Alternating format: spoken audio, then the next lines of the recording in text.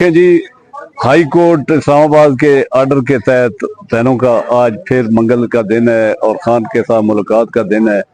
आपको पता है कि हाई कोर्ट के ऑर्डर हैं, हर मंगल को हम मज़ार यकजहती के लिए बहनों के साथ आते हैं।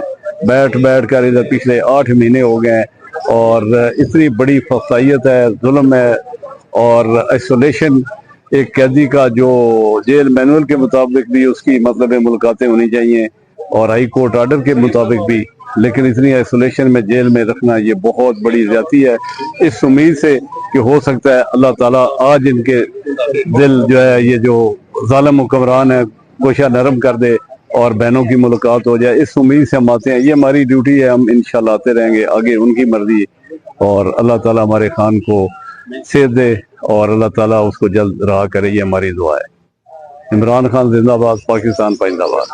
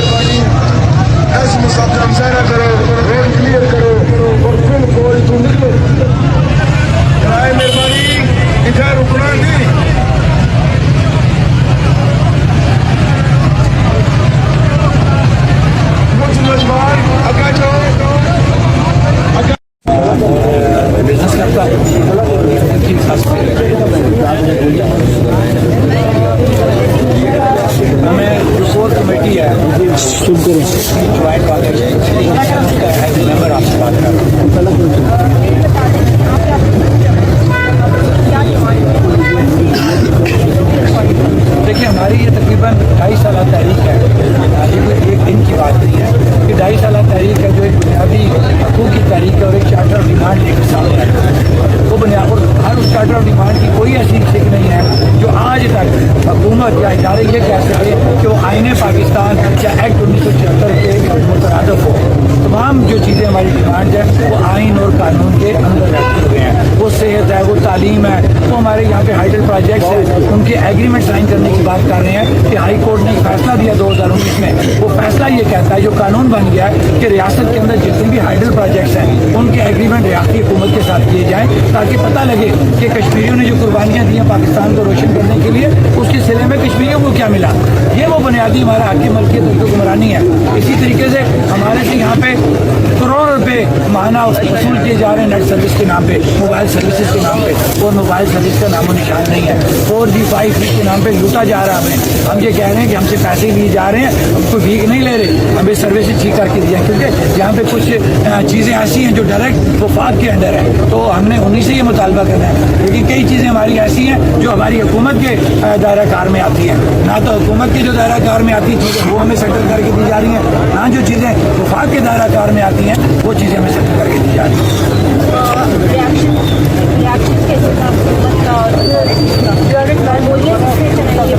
लेकिन यहाँ पे तो डायरेक्ट गोलियाँ FCPC और रेंजर्स ने चलाई हैं। ये जो गोलियाँ मेरे पास हैं ये पाकिस्तान की जो असला फैक्ट्री है ये वहाँ से बनी हुई गोलियाँ हैं। और आज बड़े शर्म से मुझे ये बात कहनी पड़ रही है। आज मैं मुवाजना करूँगा इंडिया और पाकिस्तान का कि वो तो एक काफिर मुल्क है, जालिम जाबिर मुल्क है, वो तो मुसलमानों पे बहैसियत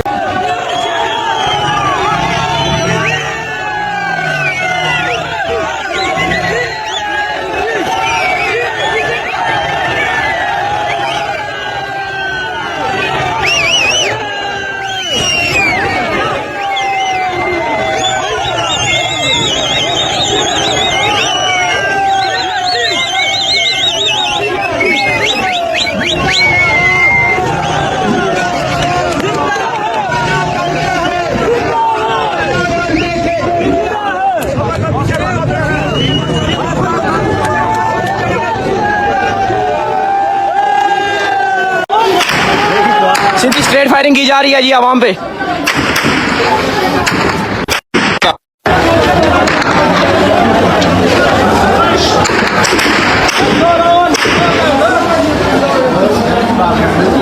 बड़ी है आंसू गैस चली गई है जी आंखों में।